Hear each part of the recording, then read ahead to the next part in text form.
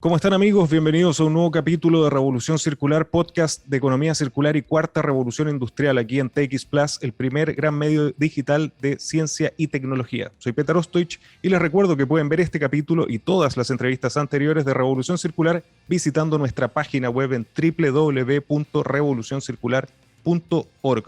Hoy tengo un gran invitado y nos acompaña desde el maravilloso y querido Perú, Vasco Macías, innovador, disruptivo y emprendedor con 20 años de experiencia en las industrias alimentaria, biotecnología y agroindustrial. Fundador de la primera empresa de elaboración de ovoproductos del Perú en 1997. Fundador y presidente del Grupo Alimenta, que agrupa empresas de innovación en la industria alimentaria. Vasco es un promotor apasionado del Objetivo de Desarrollo Sostenible, ODS 2, la economía circular, desarrollo sostenible y agricultura regenerativa. Fundador de empresas en los campos inmobiliario, forestal, aditivos alimentarios, algas, fertilizantes naturales y bacterias para agricultura regenerativa, entre otros. Estimado Vasco, muy bienvenido a Revolución Circular. Hola, Petar. Muchas gracias. Vamos a... Con toda esa introducción suena como que ya hubiéramos hecho todo y la verdad es que recién tenemos todo por delante. Por arreglar este mundo, así que vamos para allá. No, para mí un gusto tenerte. Yo conocí tu caso, recuerdo perfectamente, estaba en un hotel, en un lobby de un hotel viendo noticias y me encontré con esta entrevista que te hicieron de Deutsche Welle para Alemania y realmente quedé sorprendido y por eso te agradezco que vengas aquí a contarnos sobre esta experiencia que realmente va a sorprender a toda la gente que nos escucha y nos sigue de todo el mundo. Primero, Vasco, como un contexto, te agradecería que nos contaras la historia de Grupo Alimenta en el Perú y sus principales líneas de negocio. Sí, la historia yo creo que de alguna manera tiene mucho que ver con esta curiosidad que yo siempre he tenido. Yo siempre digo, soy un empresario al que no lo dejaron ser artista. Y de alguna manera siento que las empresas salen adelante si uno les pone pasión, ganas, hasta fastidio por cambiar algunas cosas. Hoy estamos involucrados tenemos armado lo que llamamos un ecosistema de empresas que están relacionadas entre sí y se ayudan entre sí, un poco copiando cómo funcionan los ecosistemas en la naturaleza. Y la historia es que yo vengo de una familia de empresarios. En mi familia había que ser empresario y cuando estaba en los primeros ciclos en la universidad, ya mi padre me decía, bueno, pero ya, pues, ¿qué empresa vas a hacer? ¿No? Y decía, pero estoy estudiando. Y apareció la oportunidad, mi familia está vinculada a la producción de huevos. Y por ahí llegó un cliente que mi papá contó en la noche, ¿no? Ha venido un cliente que dice que no quiere huevos, sino que quiere yemas para hacer el pan de Pascua, los panetones acá en el Perú. Solamente se utilizan yemas y lo contaba de manera de risa, ¿no? Decía, ¿cómo lo voy a tener solo yemas? Yo que voy a ponerme a romper huevos. Y yo le dije, oye, yo quiero intentarlo. Y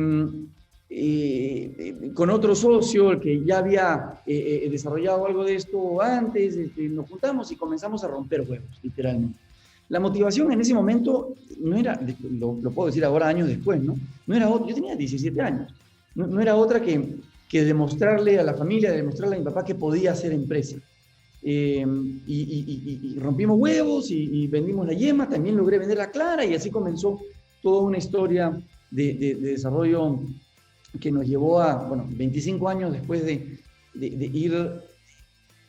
A ver, nuestros países no tienen en Latinoamérica no tienen mercados tan grandes.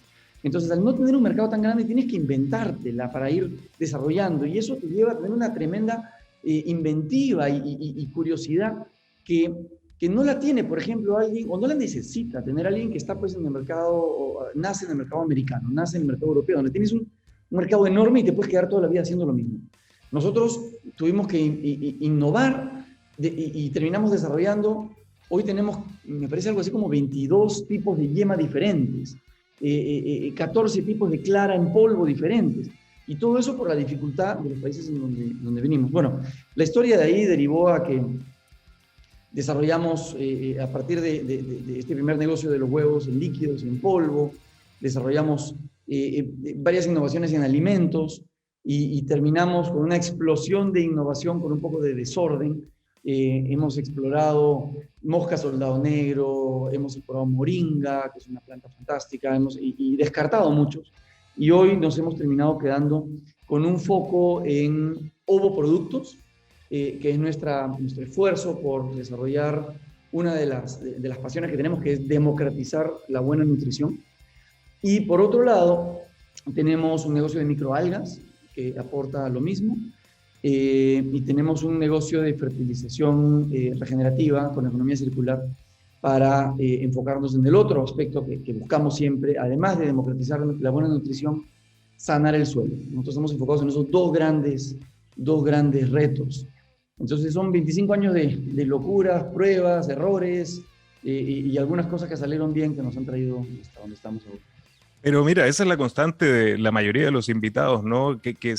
Ahora entrando un poquito más en el tema de la economía circular, la génesis comienza con este ADN innovador. Si no innovas, si tienes miedo, o si no tienes miedo, mejor dicho, a equivocarte y a probar, es difícil que llegues a la economía circular, que es lo que ustedes están haciendo. Y yo, investigando la historia, me di cuenta que este camino, esta transición a la circularidad comienza con, bueno, la línea de negocios principal que tú dices, los ovoproductos, que me encantó la palabra, ¿no? Primera vez que conocía el concepto, pero con la producción de huevos. Y por lo que investigué, hay dos hechos. De hecho, recomiendo a todo el mundo que vea tu charla TED, que es muy inspiradora, súper entretenida. Hay dos hechos que cambiaron tu forma de ver este negocio. Uno es el lamentable terremoto del 2007 en el sur del Perú, que se sintió incluso acá en el norte de Chile. Y otro, que yo creo que a todos nos pasa, es la influencia de tu esposa. Por favor, cuéntanos en qué consisten estas dos interesantes historias. Sí, bueno, como estaba contando, ¿no? Yo comencé a hacer empresa y mi motivación era demostrarle a la familia que podía hacer empresa, y luego comenzó a ir bien. Cuando tenía yo, no sé, 25, 26 años, tenía como 150 personas a mi cargo, ya exportábamos a varios países, y estaba yendo bien, pero yo la verdad que me había pasado mi juventud no de fiesta, sino trabajando, de amanecida todos los días. Y llegó un momento en que dije, bueno, pero ¿de esto se trata la vida? ¿Qué más hay? ¿No? Estuve con unos buenos años leyendo mucho, diferentes filosofías. Por ahí me tomé un sabático, me fui unos meses a la India, me fui unos meses a Sudáfrica, buscando, y como que no encontraba, bueno, ¿de qué se trata? ¿De qué va la vida? ¿Qué me toca hacer? Y estos dos hechos que mencionas realmente me marcaron, y me marcaron en el siguiente sentido, ¿no? Primero, conocí a la que hoy es mi esposa, madre de mis 3 hijos, y era una pesada, y estudiaba liderazgo medioambiental, y yo sabía que eventualmente me iba a hacer la pregunta, ¿no? Oye, ¿lo que tú haces es sostenible? Entonces, comencé a buscar entender este mundo de la sostenibilidad, y luego, a partir de la sostenibilidad, la conexión entre las cosas. Y un día vino, ella estaba estudiando en Londres, y vino con un libro autografiado por Muhammad Yunus. Muhammad Yunus, realmente lo recomiendo leer, Premio Nobel de la Paz, fundador del Grameenan Bank. Y este libro se llama Social Business, negocio social, empresa social. Y básicamente presentaba este concepto en donde las empresas no tienen que ser necesariamente, planteaba que en el mundo hay dos extremos. En un extremo están las empresas que buscan hacer dinero y solamente se enfocan en hacer dinero, y en el otro extremo están las ONG que están buscando recibir dinero para regalarlo y que no es sostenible. Y este libro planteaba una mezcla entre las dos. ¿Por qué no podemos soñar con que las empresas usen sus herramientas empresariales para hacer el bien, para resolver los grandes problemas de la sociedad? Y me encantó el concepto, y me regaló, cuando yo le di un anillo en señal de compromiso para casar, ¿no? O sea, pidiéndole matrimonio, ella me regaló a cambio este libro. Y básicamente me dijo, esto es para que dejes de dar vueltas y pongas tu energía, tus esfuerzos empresariales para cambiar el mundo. Realmente me conmovió. Me dije, esto es lo que yo quiero hacer. Esto es a lo que quiero dedicar el tiempo, el capital, los esfuerzos, la energía. Pero yo rompía huevos, no tenía una forma de cambiar el mundo. Decía, bueno, ¿cómo voy a cambiar el mundo rompiendo huevos y haciendo yemas y claras para las pastas y para las mayonesas? Hasta que apareció la oportunidad, porque esas crisis traen oportunidades. El terremoto del 2007 fue muy, muy fuerte. Y en una zona en donde generó mucha devastación. Y recibí una llamada al día siguiente del terremoto, disculpa por el sonido, pero Ningún problema. recibí una llamada de mi madre diciendo, estamos aquí en la zona del terremoto, no hay cómo llegar, la gente no tiene que comer, manda por favor un poco del huevo en polvo que tú produces para las industrias en Lima, a 200 kilómetros de donde fue el terremoto. Y lo que sucedió en los siguientes días fue lo que me ha transformado mi vida hacia adelante, que me di cuenta que teníamos un recurso. No hay que cambiar el mundo inventando algo, sino con lo que uno tiene a mano, con lo que uno tiene cerca. Y transformamos en poquitos días el huevo en polvo, que tiene un sabor horroroso, en un producto rico. Lo que toma normalmente meses por la inspiración del momento, el equipo de investigación lo armó en una semana, mandamos este polvo con esta mezcla de sabores a la zona del desastre y realmente nos transformó la respuesta de la gente y nos dimos cuenta que con los recursos que teníamos podíamos impactar muchísimo. Eso nos llevó en una ruta en los siguientes años de innovación para realmente tener un impacto en la nutrición. Nos dimos cuenta del tremendo, profundísimo problema que hay de alimentación y de nutrición en los países en Latinoamérica y alrededor del mundo, y que podíamos, con lo que conocíamos de los huevos, hacer algo al respecto. Así que eso fue un cambio total. Y ahí me di cuenta que, bueno, a lo que yo quiero dedicar mi vida, mi pasión y lo que mueve la empresa hoy es tener muy claro el propósito. Y nuestro propósito es acelerar esa transición hacia un sistema alimentario más saludable. Y también puedo añadir que en esta época de pandemia, donde, sobre todo al principio de la pandemia, cuando todo era confusión, nuestros proveedores no podían llegar, nuestros clientes habían parado, no sabíamos qué hacer, la confusión nos llevó a decir, oye, pero nuestro propósito es más largo que solamente este año. Nuestro propósito no son llegar a este trimestre con utilidades. Nuestro propósito es realmente transformar los sistemas alimentarios, y eso nos hizo darnos cuenta de lo que teníamos que hacer y trajo total claridad. Y eso siento que nos ha dado una ventaja. Han sido 2 años en donde ha habido un crecimiento gigante como nunca antes en la innovación, lanzamiento de productos, y creo que la claridad de propósito trae mucho de eso, ¿no? Nos alinea.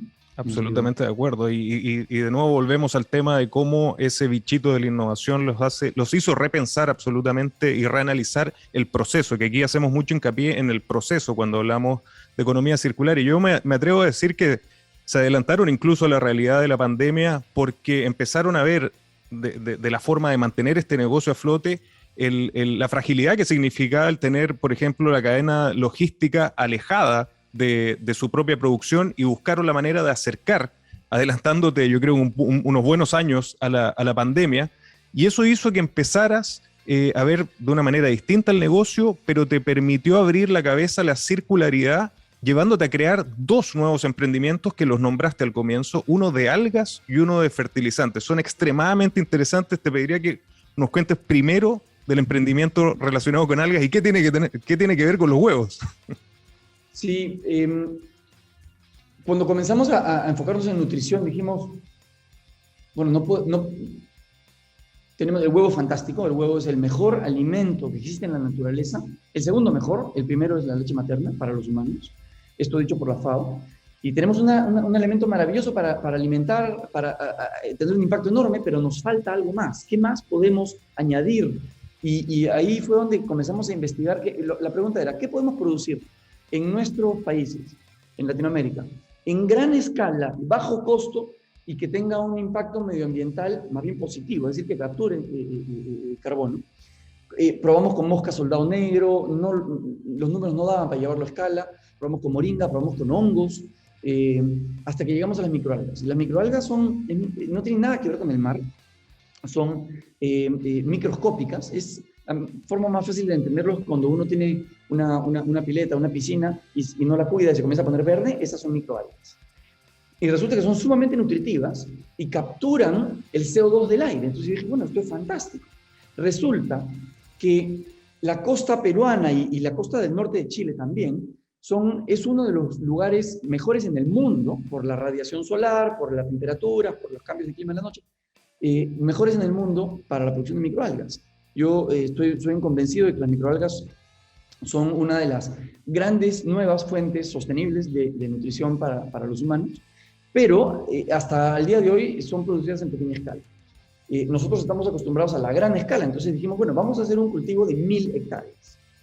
Es un sueño muy grande y para eso tenemos que desarrollar tecnologías para reducir los costos, para hacer una producción masiva. Las plantaciones más grandes del mundo hoy tienen 50 hectáreas, 20 hectáreas. Nosotros dijimos, vamos a hacer 1000 hectáreas.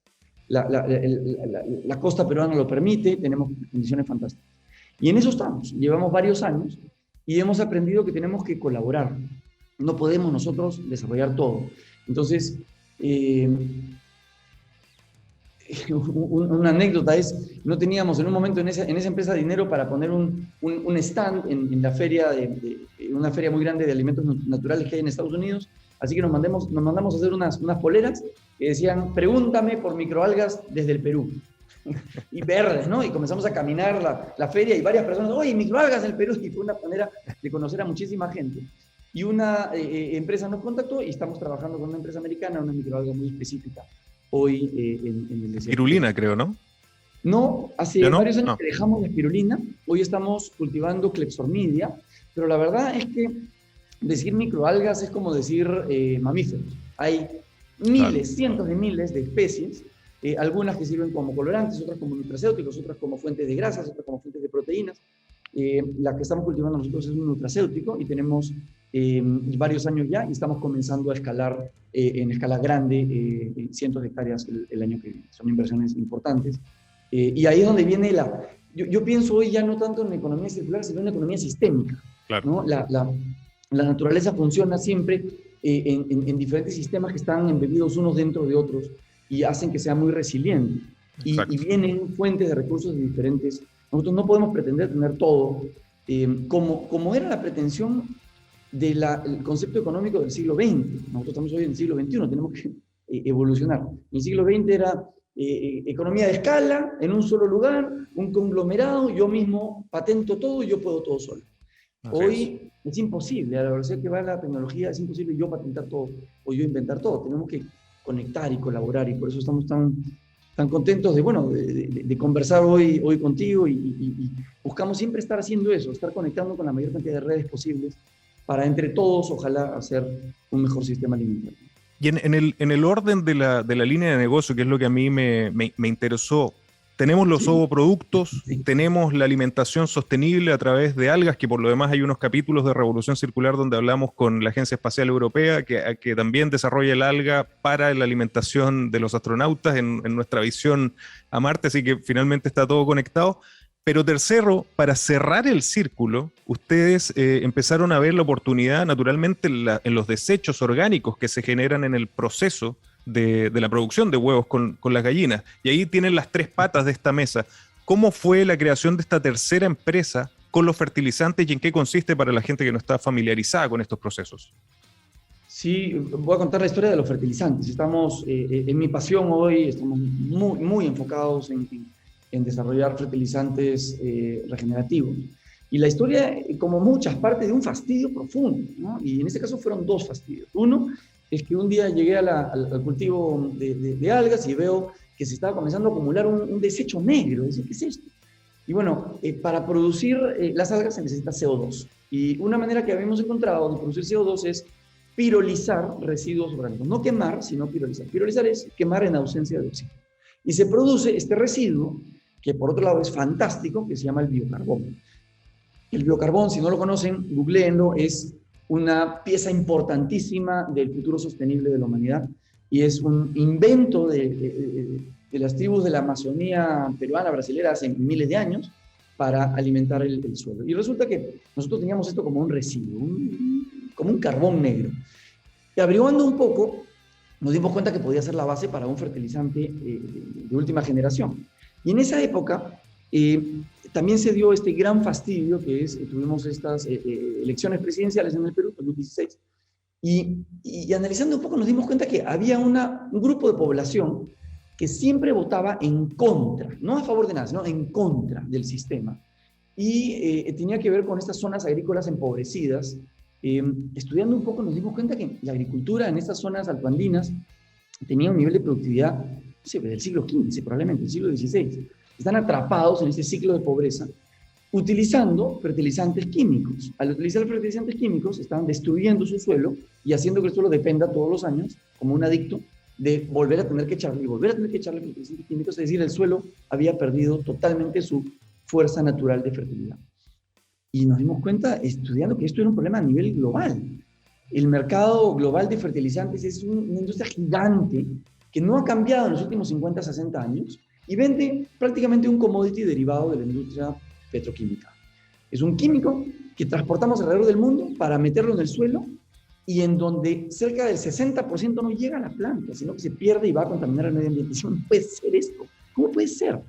Entonces, haciendo un poco de biomímica, copiando cómo funciona la naturaleza, desarrollamos estos fertilizantes que utilizan residuos de la producción de huevos, es decir, el estiércol de la gallina, un consorcio bacterianos que desarrollamos, residuos de la producción de microalgas, que es este biocarbón, residuos de la producción, de la rotura de huevos, que son las cáscaras de huevos, y todo lo integramos en un pellet, un fertilizante pelletizado, que cuesta lo mismo que los fertilizantes químicos. Al ser de economía circular tenemos ahorros importantísimos, tenemos más margen que los fertilizantes químicos y estamos disrumpiendo de manera acelerada la industria de fertilizantes químicos. Y aquí, antes de echarlo al suelo, ya reducimos a la mitad las emisiones. Y echándolo al suelo, capturamos carbono a ritmo de 20 toneladas de carbono por hectárea, lo que representa 60 toneladas de CO2, con lo cual estamos soñando por capturar 150 millones de toneladas en los próximos 10 años. Wow. Es un número loco. Realmente es un sueño fantástico de poder utilizar residuos para regenerar el suelo, hacer una agricultura del siglo XXI saludable, ayudando a los pequeños agricultores y al mismo tiempo sanando el suelo. Yo estoy viviendo, es difícil y siempre estamos cortos de caja y siempre estamos preocupados, pero me ven acá con un tremendo entusiasmo, apasionados por lo que estamos haciendo, ¿no? Y eso creo que es de lo que se trata. Pero extremadamente interesante porque estás cerrando el círculo absolutamente con todos los desechos que generas en todos estos procesos, desde el alimento, los desechos de las mismas gallinas. Y yo me atrevería a decir que el impacto de huella de carbono va a ser mucho más porque tienes que incorporar también la reducción del transporte, si es que viene de otros lugares, de otros rincones del planeta. Eso es muchísimo más de todo lo que se genera produciendo. Pero nombraste la palabra bacteria. Y no quiero que pase, porque creo que también es apasionante. ¿En qué consistió, cómo llegaron a eso y qué rol juegan las bacterias? Porque también hemos tenido algunos invitados que han tratado de eso, de este tema apasionante, pero en otras industrias. Sí, voy a plantearlo de esta manera. Yo siento que los humanos hemos sido muy soberbios al aprender sobre química. Y durante todo el siglo XX hemos desarrollado la farmacia, la medicina, la agricultura, todo con la química, todo con la química. Y la verdad es que la vida es muchísimo más complejo que eso, ¿no? De nosotros mismos. Se dice que cerca del 25% de nuestro peso no es de mi ADN, sino de bacterias que tengo yo dentro. Y todo eso. Por eso vivimos de manera sistémica, hay que entender esto. Y la agricultura ha sido casi puramente química. Pensamos que con entender nitrógeno, fósforo y potasio, ya entendemos toda la vida del suelo y de la planta. Y hoy estamos entendiendo a partir de herramientas de biología molecular y de inteligencia artificial este fantástico sistema de vida en donde el suelo conversa con la planta y las bacterias del suelo conversan con las bacterias de la planta y se nutren mutuamente. Y eso lleva a una agricultura mucho más eficiente. Dije muy rápido que los fertilizantes se absorben entre el 30 y 40%. ¿Cómo puede ser que en el siglo XXI los humanos transportemos urea desde Ucrania hasta Perú, hasta Chile, para subirla a la montaña, echarla al suelo y que el 60% se vaya a contaminar el río? ¿Cómo puede ser? Claro. Y eso es porque no estamos entendiendo el sistema completo. El sistema completo es química, sí, pero también biología.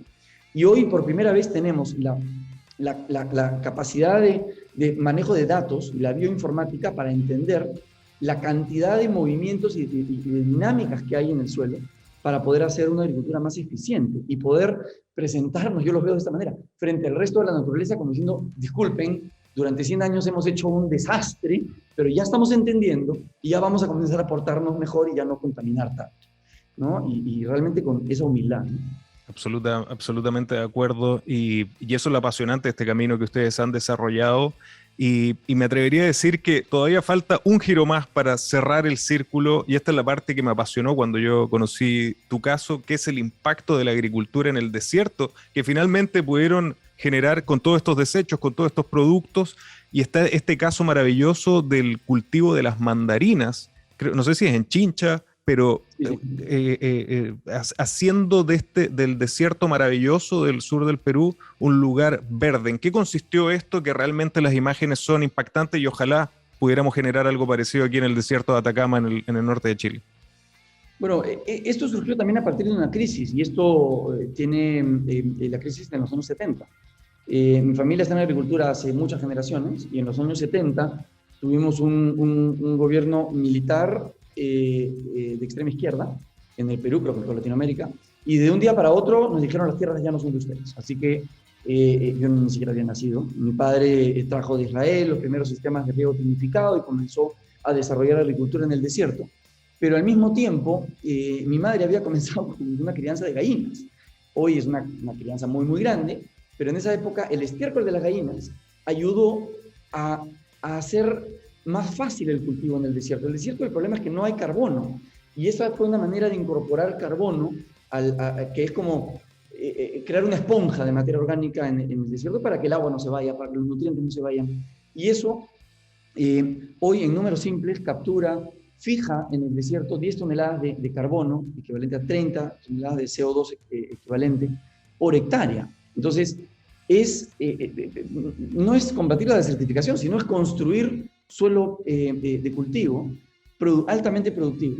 Y cuando lo ves de manera sistémica, contra la anécdota, hace unos meses nos pidieron que evaluemos el impacto medioambiental de la producción de huevos. Nosotros tenemos cerca de 8 millones de gallinas, producimos cerca de 100.000 toneladas al año, y haciendo un cálculo rápido generamos 40.000 toneladas de carbono de contaminación. Entonces, bueno, ¿cómo reducimos? Ponemos paneles solares y mirándolo dentro del galpón, nos dimos cuenta que es imposible eliminar la contaminación que estamos generando. Se puede hacer todos los sistemas que quieras y se puede reducir, pero producimos hoy, generamos 40.000 toneladas. Pero cuando lo vemos de manera sistémica y decimos, ¿qué hacemos con ese estiércol? Estamos poniendo verde el desierto, generando árboles que crecen y capturan CO2, generando fertilizantes regenerativos que los llevamos a la Amazonía y capturan CO2 en el suelo. Estamos compensando 1000 veces lo que estamos generando por los huevos. Entonces, no podemos pensar de manera aislada, tenemos que pensar nuestros sistemas alimentarios, nuestros sistemas humanos, de una manera circular, inclusive sistémica, y viendo, es mucho más difícil porque tienes que estar mirando a todos los lados, viendo este sistema, cómo lo hacemos balanceado. Y ahí realmente esa es la dirección en la que tenemos que ir, y eso no se puede lograr sin comunicación. Tenemos que colaborar entre las diferentes empresas para decir, ¿tú qué residuo tienes y yo en qué lo puedo usar? Exactamente. Exactamente. De hecho, como concepto es muy poderoso dentro de la economía circular la simbiosis industrial, los desechos de uno que sean los recursos del otro. Extremadamente interesante, Vasco. ¿Cómo ha sido este camino? ¿Cuál es la enseñanza que le puedes dejar a los emprendedores que nos escuchan de todo el mundo? Y por último, ¿cuáles son los nuevos proyectos que podemos esperar de Grupo Alimenta? Sí, bueno, a ver, creo que el aprendizaje principal es, y lo copiamos desde el principio, la naturaleza nunca tiene una fuente de ingresos, siempre tiene múltiples. Así es. Si tienes una sola fuente de ingresos, no sé, pues eres una mina que solamente vende un mineral. El día que ese mineral baja de precio porque un chino respiró, se te cayó tu ingreso. Si tienes múltiples fuentes de ingresos, algunas pueden caerse y otras y terminas estando más balanceado. Y eso va en contra de lo que dice la teoría económica que enseñan las escuelas de negocio, que te dicen core business, estar enfocado. Yo no pienso eso, ¿no? Yo estudié en varias escuelas de negocios y lo que dicen es eso. Hoy yo pienso que hay que tener múltiples fuentes. Opcionalidad. Opcionalidad y redundancia inclusive. Sí, absolutamente de acuerdo. Colaboración.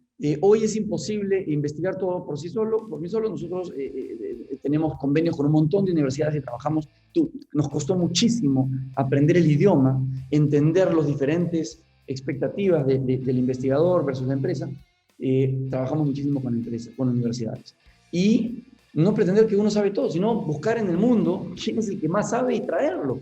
Así ¿no? es. El que más sabe es un japonés, es un alemán, es un gringo, traerlo. Y desarrollar cosas en conjunto. Eso es lo que nos viene funcionando. Y proyectos, en lo que estamos es ahora desarrollando productos nutricionales para resolver masivamente problemas de malnutrición en el mundo.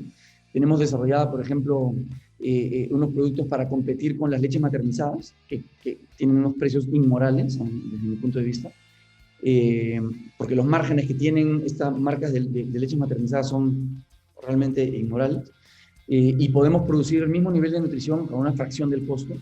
Estamos enfocados en eso. Buenísimo. Y desarrollando también productos alternativos como que lleven fuentes de alto nivel de proteína de forma fácil de consumir. Estamos en la FUNAEP en Chile con algunas innovaciones interesantes. En el programa Caliwarma en el Perú también. Considerando que la logística de nuestros países es complicada, entonces, por ejemplo, hemos desarrollado una salchicha de huevo que tiene alto nivel de proteína, cero grasa, y cosas así divertidas, ¿no? O sea que hay bastante por hacer. Pura innovación en Grupo Alimenta. ¿Dónde pueden visitar alguna página que quieras invitar a las personas que nos escuchan de todo el mundo? Sí, encantados que nos contacten. Nuestra página es muy, muy sencilla, no estamos muy enfocados en hacer mucha publicidad, sino en trabajar y sacar las cosas adelante. La página es alimenta.pe. Te pueden contactar por LinkedIn, así como te contacté sí, yo. LinkedIn, y encantados. De verdad, siempre estamos encantados de colaborar y ver qué más podemos hacer sobre la base de la plataforma que ya tenemos y sobre el foco en el ODS 2, que es hambre cero, con foco en estas dos cosas, ¿no? Democratizar las proteínas. Realmente hay una diferencia enorme entre los que sí tienen acceso y los que no tienen acceso a proteínas en el desarrollo cerebral y demás. Esa es una. Y dos, sanar el suelo. Todo lo que tenga que ver con bacterias, hongos, metagenómica y fertilizantes regenerativos, estamos encantados y apasionados. Excelente, Vasco. Felicitaciones por el gran trabajo que están haciendo y gracias por acompañarnos en Revolución Circular. Gracias, Petar. Gracias por el trabajo que haces de conectarnos unos a otros, porque tenemos que hacer más juntos. Muchas gracias. Y a ustedes, amigos, gracias también por acompañarnos y recuerden que los espero la próxima semana con otro gran caso de economía circular y cuarta revolución industrial. Nos vemos.